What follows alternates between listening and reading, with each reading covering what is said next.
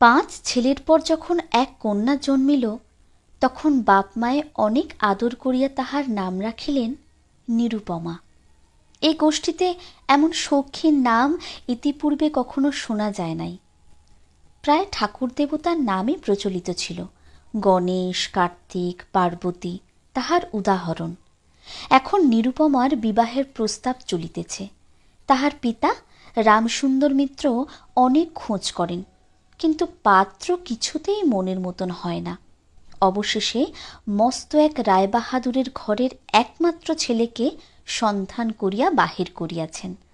উক্ত রায়বাহাদুরের পৈতৃক বিষয়াশয় যদিও অনেক হ্রাস হইয়া আসিয়াছে, কিন্তু বনিদি ঘর বটে। বরপক্ষ হইতে 10,000 টাকা পণ এবং বহুল দান সামগ্রী চাহিয়া বসিল।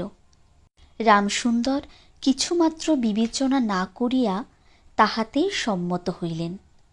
এমন পাত্র কোনো মতে হাতছাড়া করা যায় না। কিছুতেই টাকার জোগাড় আর হয় না।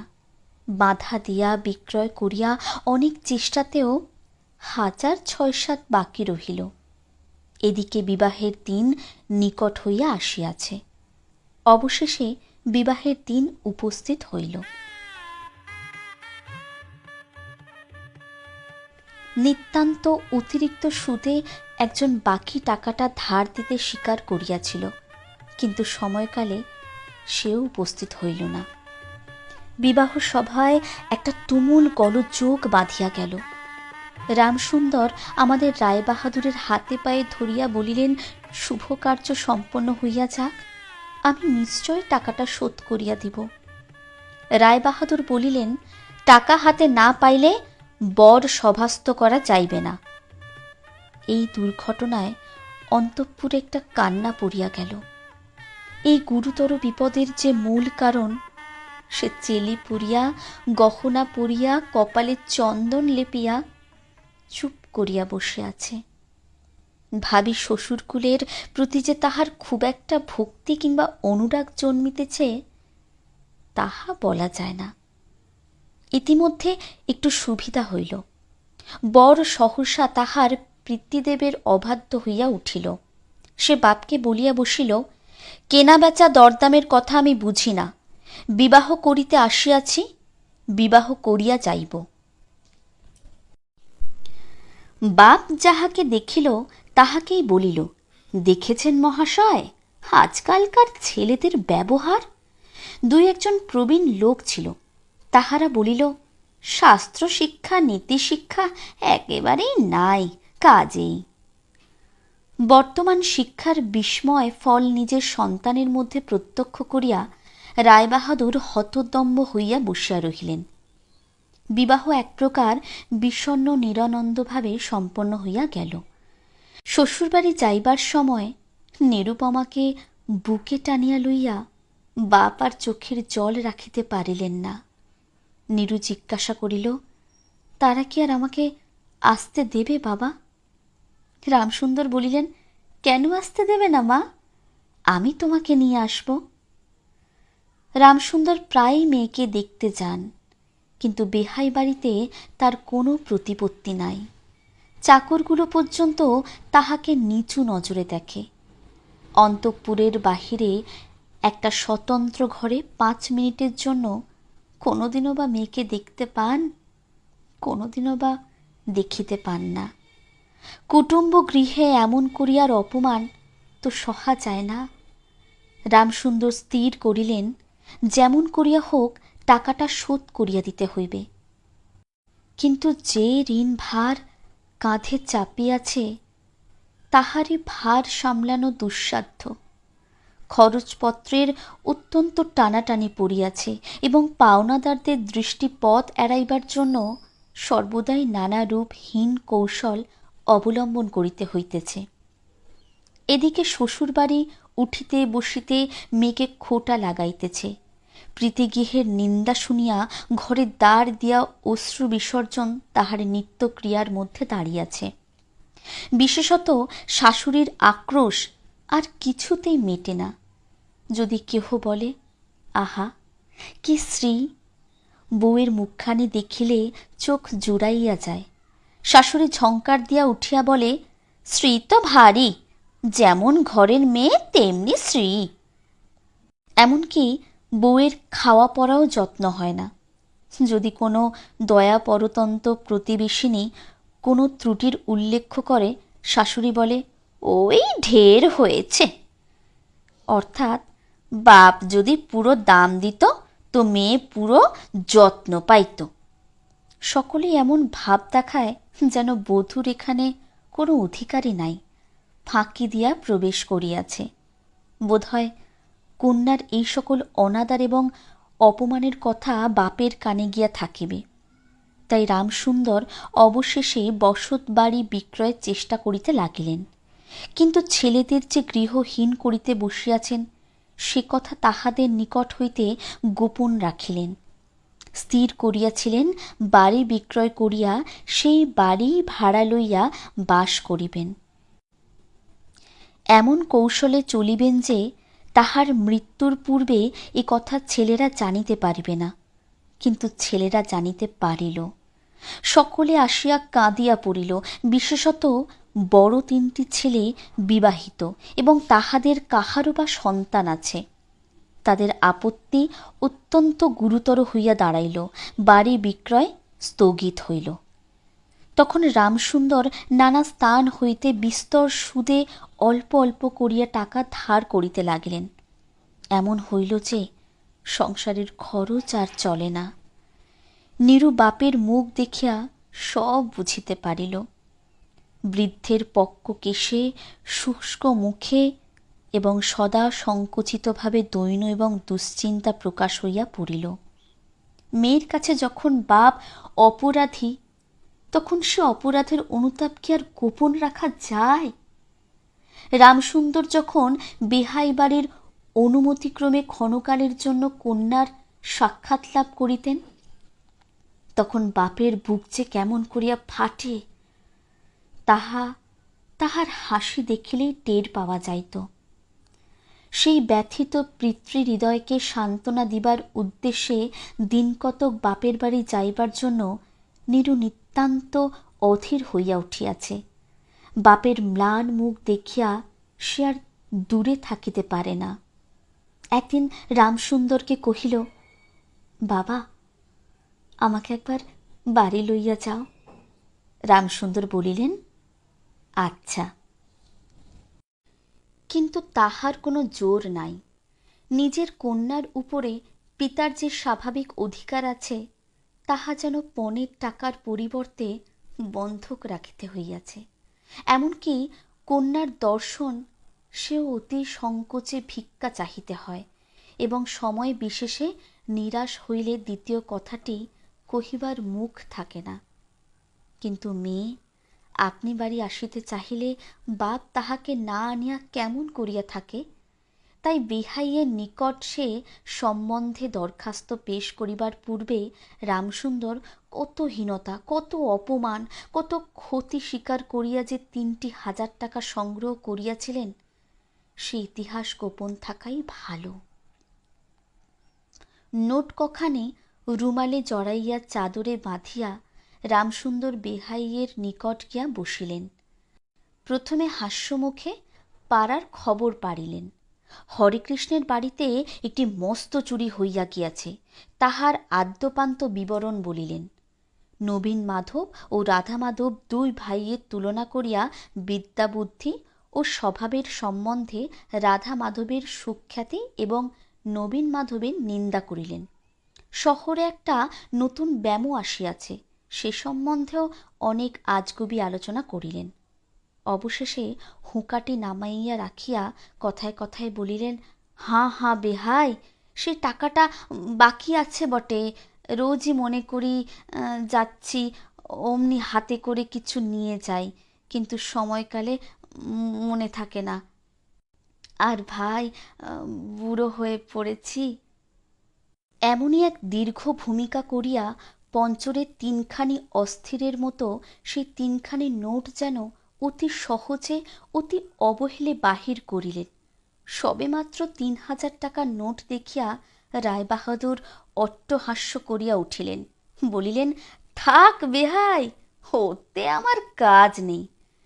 একটা প্রচলিত বাংলা প্রবাদের উল্লেখ করিয়া বলিলেন, সামান্য কারণে হাতে দুর্গন্ধ করিতে তিনি চান না।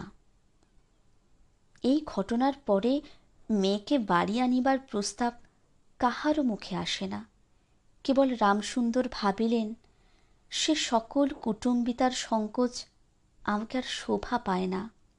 মর্মাহতভাবে অনেকক্ষণ চুপ করিয়া থাকিয়া অবশেষে মৃদুস্বরে কথাটা পারিলেন। রায়বাহাদুর কোনো কারণ মাত্র উল্লেখ না করিয়া বলিলেন, সে এখন হচ্ছে না। এই বলিয়া কর্মোপলক্ষে স্থানান্তরে চলিয়া গেলেন। রামসুন্দর মেয়ের কাছে মুখ না দেখিয়া কম্পিত হস্তে কয়েকখানি নোট চাদরের প্রান্তে বাঁধিয়া বাড়ি ফিরিয়া গেলেন। মনে মনে প্রতিজ্ঞা করিলেন, যতদিন না সমস্ত টাকা শোধ করিয়া অসংকোচে কন্যার উপরে দাবি করিতে পারিবেন, ততদিন আর বেহাইবারে যাইবেন না। বহুদিন গেল। নিরুপমা লোকের উপর লোক পাঠায়, কিন্তু বাপের দেখা পায় না। অবশেষে অভিমান করিয়া লোক পাঠানো বন্ধ করিল।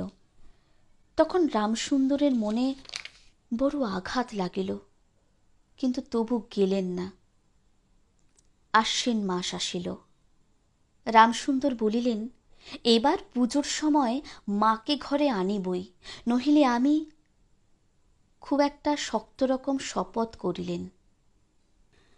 পঞ্চমী কি ষষ্ঠীর দিনে আবার চাদরের প্রান্তে গুটিকতক নোট বাঁধিয়া রামসুন্দর যাত্রার উদ্যোগ করিলেন। 5 বৎসরের এক নাতি আসিয়া বলিল, দাদা, আমার জন্যে গাড়ি কিনতে যাচ্ছিস? বহুদিন হইতে তাহার ঠেলা গাড়িতে চড়িয়া হাওয়া খাইবার শখ হইয়াছে, কিন্তু কিছুতেই তাহা মিটিবার উপায় হইতেছে না। 6 বৎসরের এক নাতনি আসিয়া সরোদনে কহিল, পূজার নিমন্ত্রণে যাইবার মতো তাহার একখানিও ভালো কাপড় নাই। রামসুন্দর তাহা জানিতেন, এবং সে সম্বন্ধে তামাক খাইতে খাইতে বৃদ্ধ অনেক চিন্তা করিয়াছেন। রায়বাহাদুরের বাড়ি যখন পুজোর নিমন্ত্রণ হইবে, তখন তাহার বধূগণকে অতি যৎসামান্য অলঙ্কারে অনুগ্রহ পাত্র দরিদ্রের মতো যাইতে হইবে। এ কথা স্মরণ করিয়া তিনি অনেক দীর্ঘশ্বাস ফেলিয়াছেন, কিন্তু তাহাতে তাহার ললাটের বার্ধক্যরেখা গভীরতর অঙ্কিত হওয়া ছাড়া আর কোনো ফল নাই। দৈন্য পীড়িত গৃহের কন্দ্রধ্বনি কানে লইয়া বৃদ্ধ তাহার বেহাই বাড়িতে প্রবেশ করিলেন। আজ তাহার সে সংকোচ ভাব নাই। দ্বাররক্ষী এবং ভৃত্যদের মুখের প্রতি সে চকিত সলজ্জ দৃষ্টিপাত দূর হইয়া গিয়াছে, যেন আপনার গৃহে প্রবেশ করিলেন। শুনিলেন, রায়বাহাদুর ঘরে নাই, কিছুক্ষণ অপেক্ষা করিতে হইবে। মনের উচ্ছ্বাস সংবরণ করিতে না পারিয়া রামসুন্দর কন্যার সহিত সাক্ষাৎ করিলেন। আনন্দে তো চোখ দিয়া জল পড়িতে লাগিল। বাপও কাঁদে, মেয়েও কাঁদে। দুইজনে কেহ আর কথা কহিতে পারে না। এমন করিয়া কিছুক্ষণ গেল। তারপরে রামসুন্দর কহিলেন, এবার তোকে নিয়ে যাচ্ছি মা, আর কোনো গোল নাই। এমন সময় রামসুন্দরের জ্যৈষ্ঠ পুত্র হরমোহন তাহার 2টি ছোট ছেলে সঙ্গে লইয়া সহসা ঘরে প্রবেশ করিলেন। পিতাকে বলিলেন, বাবা, আমাদের তবে এবার পথে ভাসালেন। রামসুন্দর সহসা অগ্নিমূর্তি হইয়া বলিলেন, তোদের জন্য কি আমি নরকগামী হব? আমাকে তোরা আমার সত্য পালন করতে দিবি নে? রামসুন্দর বাড়ি বিক্রি করিয়া বসিয়া আছেন। ছেলেরা কিছুতে না জানিতে পায় তাহার অনেক ব্যবস্থা করিয়াছিলেন, কিন্তু তবু তাহারা জানিয়াছে দেখিয়া তাহাদের প্রতি হঠাৎ অত্যন্ত রুষ্ট বিরক্ত হইয়া উঠিলেন। তাহার নাতি তাহার 2 হাঁটু সবলে জড়িয়া ধরিয়া মুখ তুলিয়া কহিল, দাদা, আমাকে গাড়ি কিনে দিবে না? নতশির রামসুন্দরের কাছে বালক কোনো উত্তর না পাইয়া নীরুর কাছে গিয়া কহিল, পিসিমা, আমাকে একখানা গাড়ি কিনে দেবে? নিরুপমা সমস্ত ব্যাপার বুঝিতে পারিয়া কহিল, বাবা, তুমি যদি আর 1 পয়সা আমার শ্বশুরকে দাও, তাহলে আর তোমার মেয়েকে দেখতে পাবে না, এই তোমার গা ছুঁয়ে বললুম। রামসুন্দর বলিলেন, ছি মা, অমন কথা বলতে নেই। আর এ টাকাটা যদি আমি না দিতে পারি, তাহলে তোর বাপের অপমান, আর তোরও অপমান। নীরু কহিল, টাকা যদি দাও তবেই অপমান। তোমার মেয়েকে কি কোনো মর্যাদা নেই?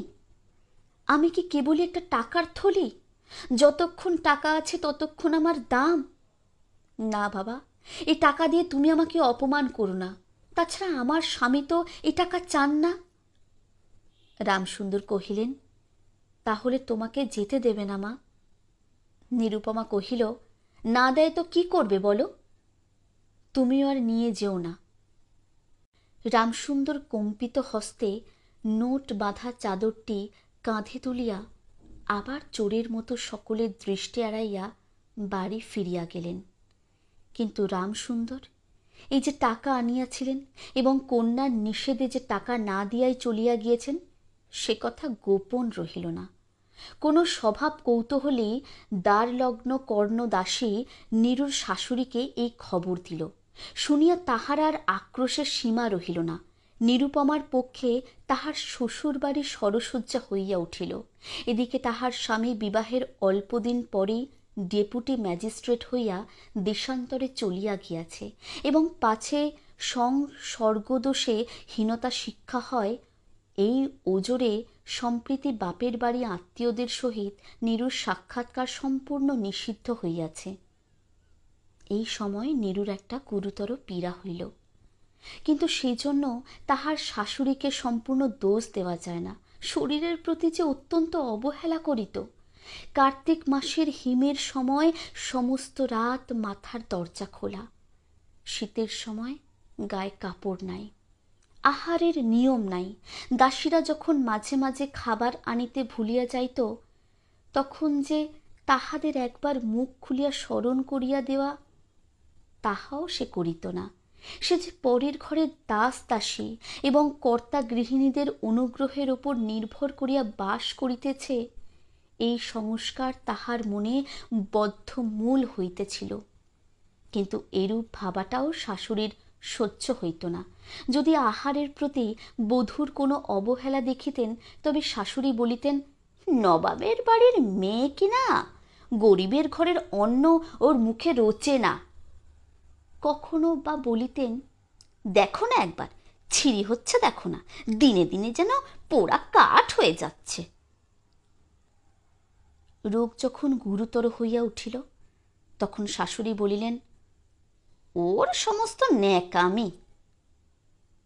অবশেষে একদিন নীরু সবিনয়ে শাশুড়িকে বলিলেন, বাবা আর আমার ভাইকে একবার দেখব মা। শাশুড়ি বললেন, কেবল বাপের বাড়ি যাইবার ছল। কেহ বলিলে বিশ্বাস করিবে না। যেদিন সন্ধ্যার সময় নীরুর শ্বাস উপস্থিত হইল, সেদিন প্রথম ডাক্তার দেখিল, এবং সেদিন ডাক্তারের দেখা শেষ হইল। বাড়ির বড় বউ মরিয়াছে। খুব ধুম করিয়া অন্ত্যেষ্টিক্রিয়া সম্পন্ন হইল। প্রতিমা বিসর্জনের সমারোহ সম্বন্ধে জেলার মধ্যে রায়চৌধুরীদের যেমন লোকবিখ্যাত প্রতিপত্তি আছে, বড় বউয়ের সৎকার সম্বন্ধে রায়বাহাদুরদের তেমনি একটি খ্যাতি রটিয়া গেল। এমন চন্দন কাষ্ঠের চিতা এমুলোকে কেহ কখনো দেখে নাই। এমন ঘটা করিয়া শ্রাদ্ধ কেবল রায়বাহাদুরদের বাড়িতেই সম্ভব, এবং শোনা যায় ইহাতে তাহাদের কিঞ্চিত ঋণ হইয়াছিল।